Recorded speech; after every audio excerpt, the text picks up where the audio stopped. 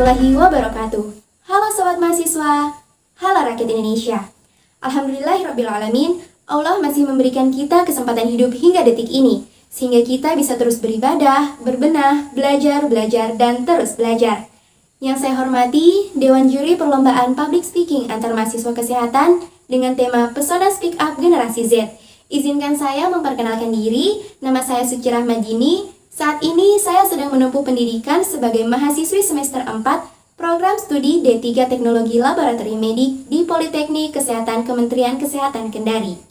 Dalam kesempatan kali ini saya akan membahas tentang kesehatan mental remaja yang saya beri judul Apa Kabar Mental Generasi Muda?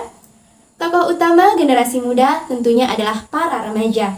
Usia remaja adalah masa di mana anak mengalami banyak perubahan dalam hidup mereka, termasuk perubahan kondisi mental. Berdasarkan data riset kesehatan dasar tahun 2018, prevalensi gangguan mental pada kelompok usia 14-25 tahun dengan gejala kecemasan dan depresi mencapai angka 6,1% atau setara dengan 11 juta jiwa. Bila berbicara mengenai gangguan mental pada remaja, tentu saja faktornya sangatlah banyak. Di antara faktor yang sering terjadi pada saat ini yaitu banyaknya tugas sebagai seorang siswa maupun mahasiswa yang seringkali dianggap beban oleh banyaknya remaja, kurangnya perhatian dari orang tua, pola asuh orang tua yang senantiasa menuntut anak mereka untuk sempurna, dan lingkungan sosial yang kurang bersahabat atau toksik. Nah, semua faktor ini bila bergabung menjadi satu, bisa menyebabkan suatu kondisi mental seperti kecemasan dan depresi, bahkan bisa menyebabkan gangguan kesehatan mental yang disebut bipolar. Mungkin bila saya menyebut istilah bipolar, masih banyak dari kalian yang bertanya, apa sih itu bipolar? Nah, bipolar ini adalah gangguan kesehatan mental yang membuat seseorang merasakan perubahan suasana hati yang sangat drastis dalam jangka waktu berminggu-minggu. Ada fase di mana ia akan merasa sangat bahagia dan berenergi yang disebut sebagai fase mania. Ada pula fase yang sebaliknya di mana ia akan merasa sangat sedih dan hidupnya hampa yang disebut sebagai fase depresi. Seseorang dalam fase depresi memiliki keinginan untuk melakukan atau telah melakukan percobaan bunuh diri. Lalu bagaimana sih solusinya?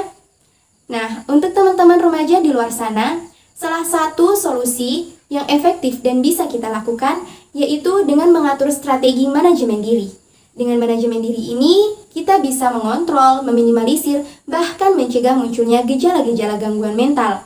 Salah satu bentuk strategi manajemen diri yaitu dengan membuat rutinitas. Teman-teman remaja di luar sana bisa melakukan banyak aktivitas positif yang secara rutin dan terjadwal dilakukan setiap harinya. Selain itu, peran orang tua tentu saja menjadi hal yang sangat penting bagi kondisi kesehatan mental generasi muda. Untuk para orang tua, jadilah orang tua yang memperhatikan kebutuhan-kebutuhan kesehatan mental anak kalian. Karena masa muda adalah masa yang paling cemerlang untuk menentukan bagaimana generasi muda penerus bangsa ke depannya. Jadikanlah kami sebagai para pemuda dan pemudi sebagai perhatian kalian, karena di pundak generasi mudalah harapan-harapan besar suatu negeri ditentukan. Mungkin itu saja dari saya akhiri, wabillahi taufiq wal hidayah, wassalamualaikum warahmatullahi wabarakatuh. Sampai jumpa.